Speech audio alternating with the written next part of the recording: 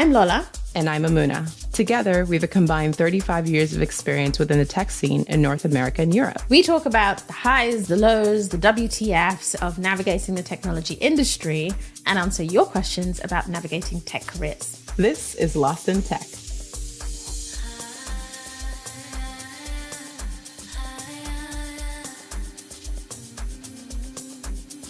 Good morrow. Good morrow. Good evening. Well, do you know what? Well, I'm day. playing. Good day. Good day, good evening, good morning. I'm playing with all the ways to greet people when you work across time zones. Like this week, Remember the I good have UTC?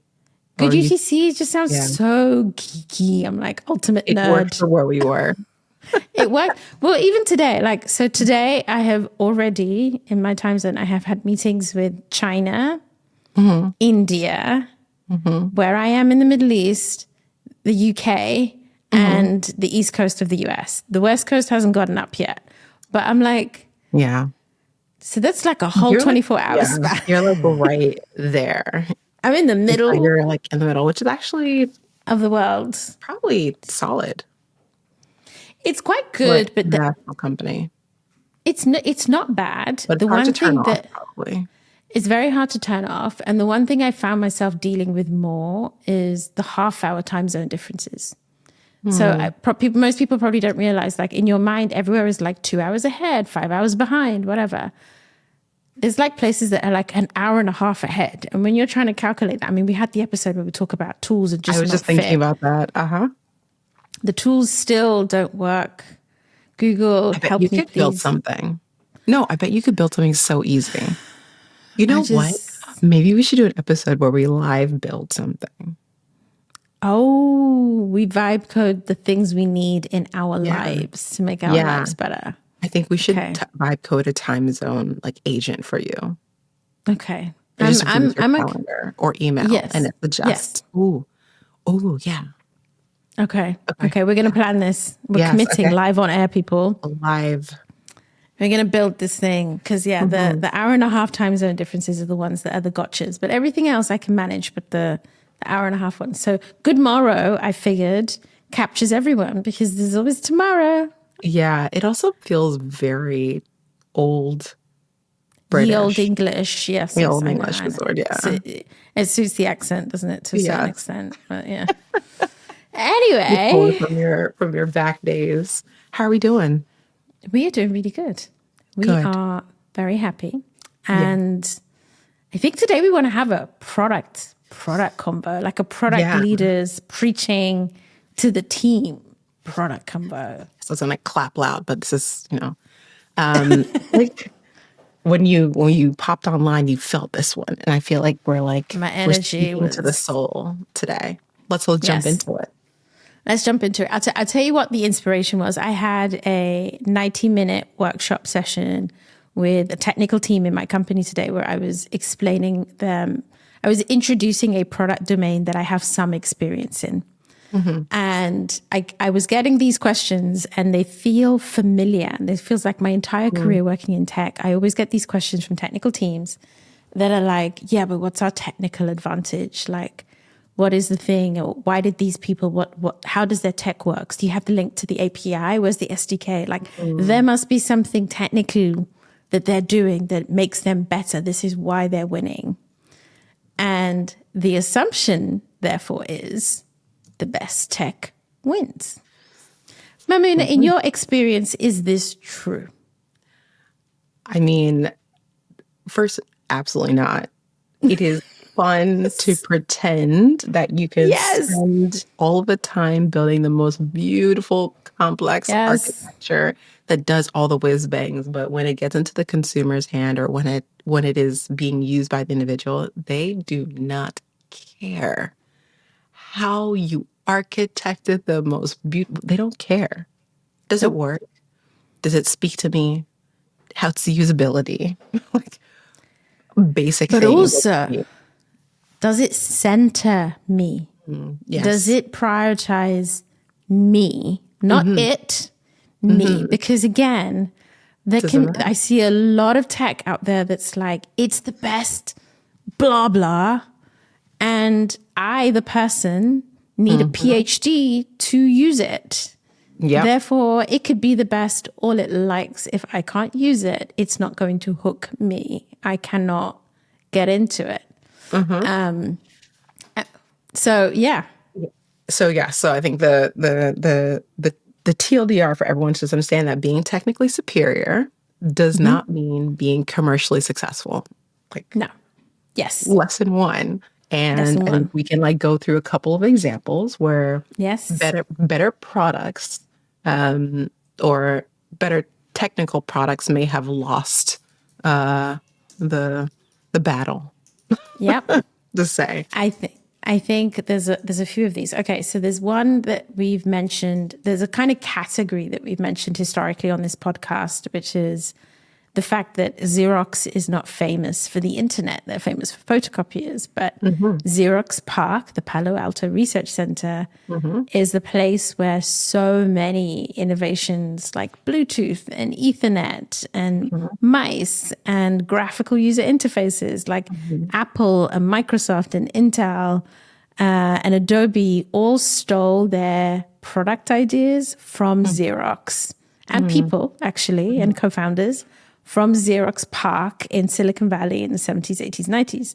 They were technically the kind of creators. And what history showed us is all of those other businesses did a much better job at packaging the tech and connecting with the intended user and then building a business model around it that actually allowed it to scale.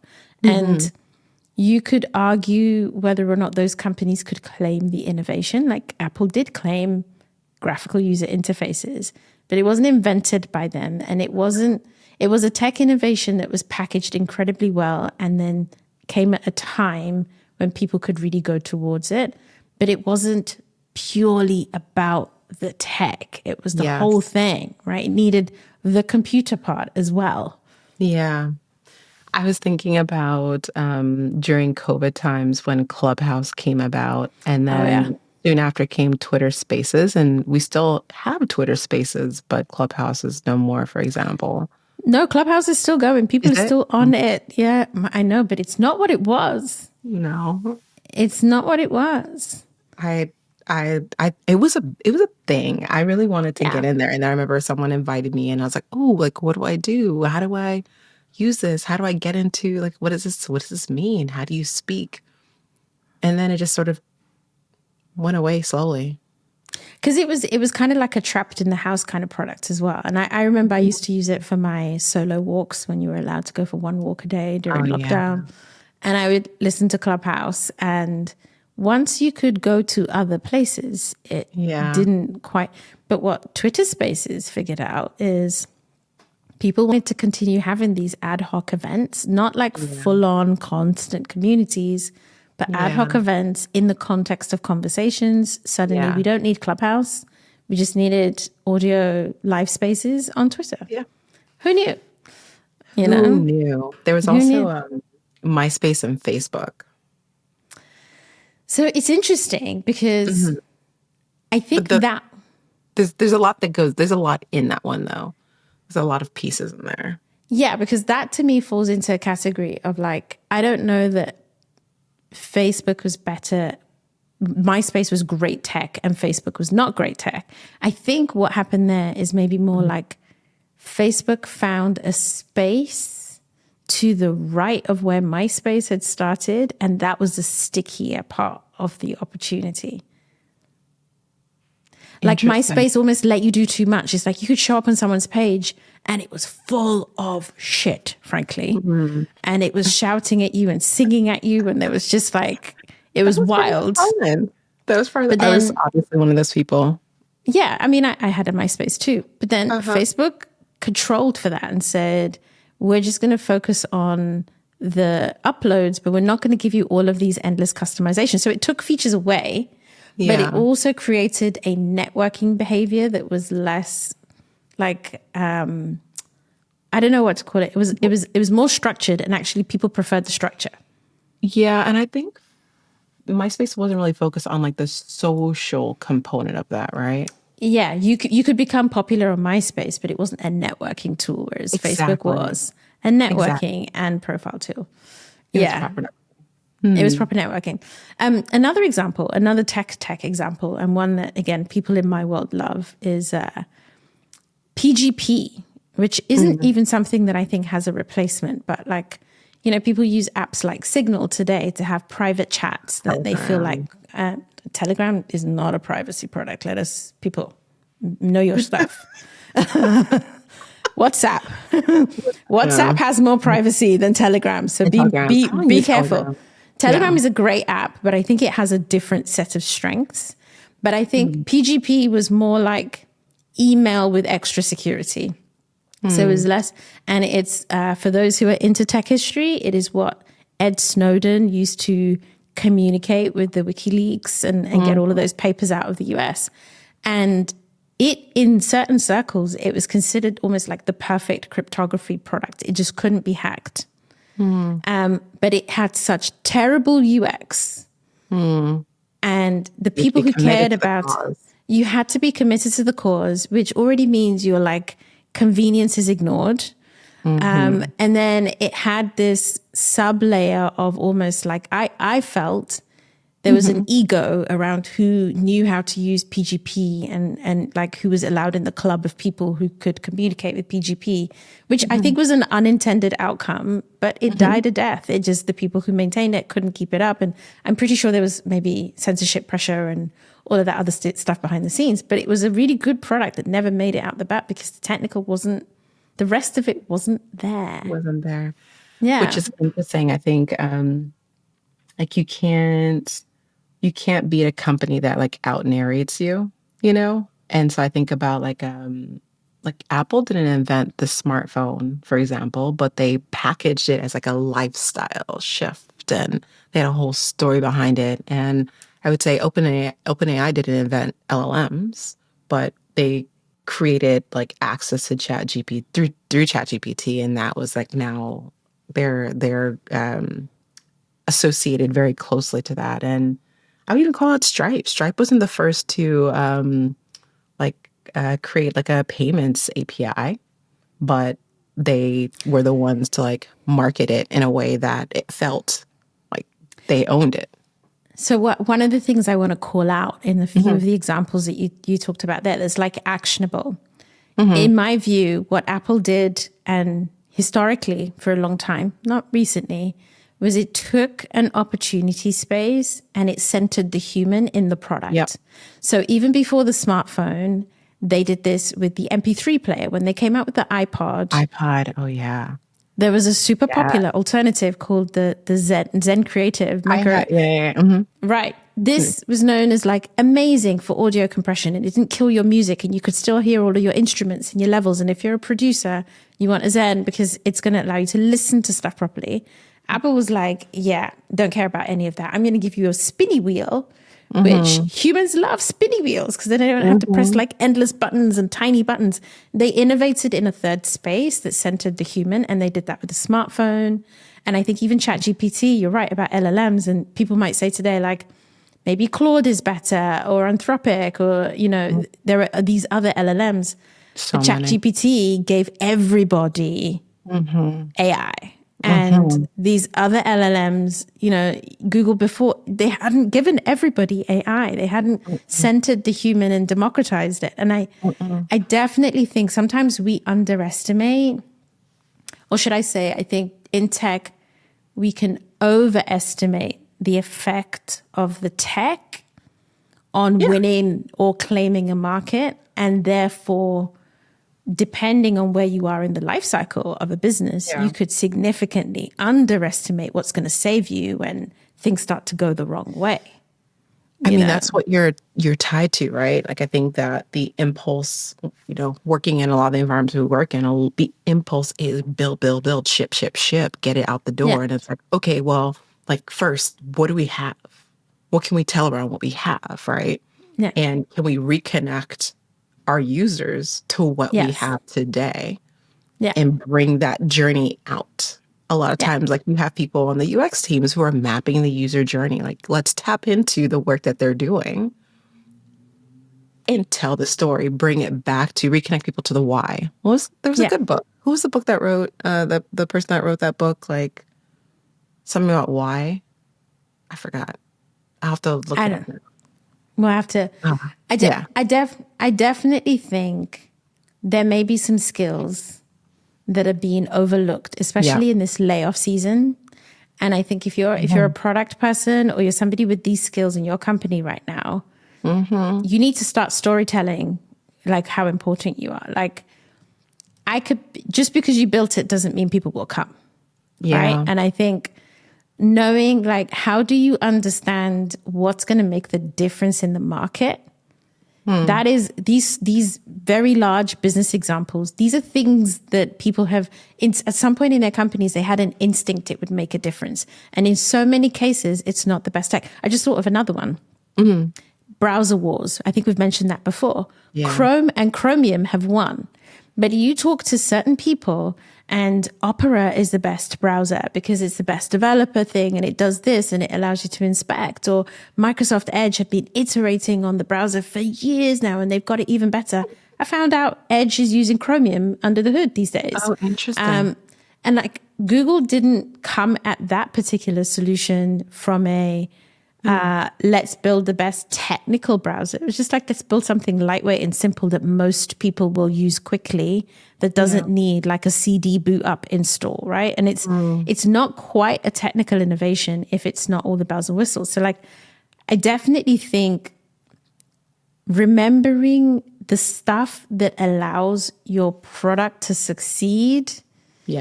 When you are in a tech company, your job is to always hold that tension. If you're in product, if you're in UX, if you're in marketing, and if you're a leader, if you're a founder and you're sleeping on those categories of roles as well, or you're not giving them room to tell you how your products will land in the market, then you're kind of setting a timer on yourself. You know, it's like stuff evolves so quickly and I can't help but looking at it over and over again. The best tech doesn't always win. Does not always win. The book would Start With Why by Start Simon with Why. Yeah. I remember that. Yeah. And also the best distribution wins, but that may be a different show. Wait, just say like a quick sentence on that because I think it's an important thing that we shouldn't just leave lingering. It's, if you have no customers, I'm sorry for you. It's maybe the simplest way for me to say it. What else do I say? But like, look, listen, again, I feel like I'm actually in real life, people who know me, I'm like bleeding heart, social minded person. But I feel like in this podcast, I wear this capitalist hat because I choose not to work for free. I get paid. Yes. But if you're building a product and you think it's a good product, you are now in the business of marketing. You have to sell your product to people who want to use it and pay for it so that you can get paid and you can hire other people to help you grow it. Yes. So if you do not have distribution, you do not have customers, you do not have a strategy, you don't even know how to do it. Or if your distribution is to go on X and tell your friends about it and share links to your Git repo, you may find yourself not delivering on the full potential of your product. Yes. Because there's all this other stuff you have to do where you spend time thinking about who is going to use this, how are they going to use it, how am I going to get paid if they use it, why are they going to use it? Yeah. And even if you have a really great invention and no one's ever done this before, if you do the right work in that space, you're going to achieve something. If you're iterating on a space and you're doing something that someone else has already done before, your differentiation may be understanding more about why people care than the first person to innovate in it. But you have to have customers, you have to have distribution. The end. Yes. Thank you for coming to my TED Talk. And to get those customers, make sure you know the customers, their motivations, and how to speak to them so you can say something that gets them excited, interested, curious about what it is that you're building and why, and make sure there's a pain there that you are solving for. So something that you are solving. Yes, pain or gain that you are solving for to motivate people to pay for your product. Boom. Boom. Thanks, y'all. We've made this show for you, and we want to hear your stories. We have our combined 35 years experience in tech. We have an incredible bank of experts to call on. We are your safe space. So send us your tech challenges and we'll help you create some draft decisions through some real talk. You've been listening to me, Mamuna and Oladipo. And me, Oyelayo-Pearson. Edited and produced by me, Michael Bussa, with theme music by 031 Mash. Email us at help@lostintechpodcast.com or DM us at lostintechpod.